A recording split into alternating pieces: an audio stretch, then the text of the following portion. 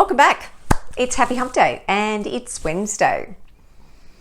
As the world becomes more complex, more uncertain, one of the things that we need to do more of, not less of, is listen. And listen to the ideas that perhaps we don't agree with or that we don't understand, so that we can check and challenge the assumptions that we're using and holding on to decide what to do or to not do. I was reflecting on this debate that happened in the Australian Parliament a couple of years ago, and it was a timely reminder of why it's so important to listen. And there are two people on opposite sides of the bench, and they're in a parliamentary debate.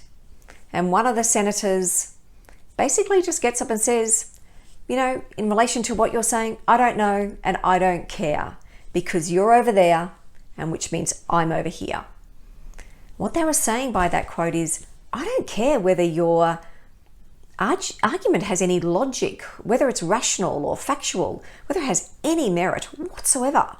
Because you're on the other side, you represent another party, I'm just not going to listen to you. When you pull that apart, you go, there's a real sadness to that, because that person has just stopped listening. They're not interested in learning.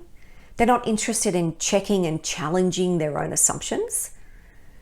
They're not interested in really deeply understanding where the other person is coming from.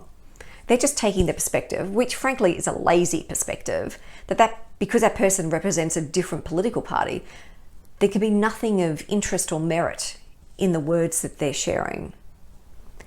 Now, of course, you see that play out in politics all the time. But you actually see it play out in so many aspects of life.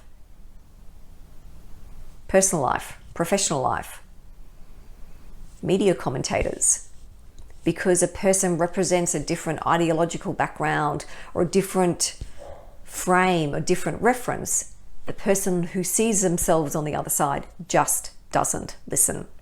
They're not interested.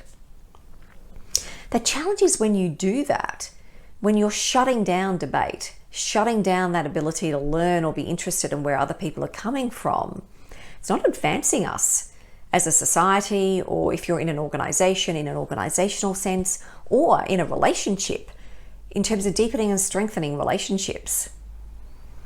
In a work situation, you'll see people who just shut down another colleague because they don't respect them. They won't listen to somebody because that person represents a different constituency or a different stakeholder group. And you think about it, it's just like the child who puts their hands over their ears and says, I'm not listening to you, because they don't like what that person is saying. Not only is this approach not helpful, but it's also not going to advance you. It's going to actually close you off to other ideas. It's going to close you off from learning more. It's going to close you off from being able to make better decisions, be able to solve more complex problems, and be able to think more creatively.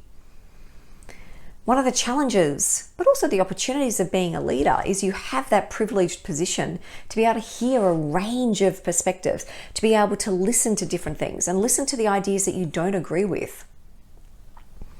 Because when you do that, you're going to learn something, not just about you, but about the other person. You're also going to learn more about the context in which you're operating. You're going to be able to challenge your own assumptions and your expectations around what is, what should be, what could be. That's going to expand your frame of reference. That's going to help you make better decisions. It's also going to enhance your reputation, because people will see you as someone who is open, willing to listen, willing to learn. So you'll find that people are more willing to come to you with ideas and perspectives. Now, being open to these different ideas and perspectives doesn't mean you have to agree with it, but it does mean that you listen. You listen constructively.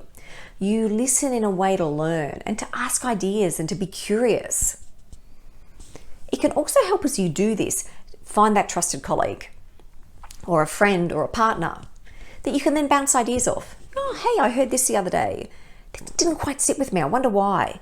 So you're processing and you're reflecting on what it is that you're hearing, seeing, feeling, and learning about yourself and others.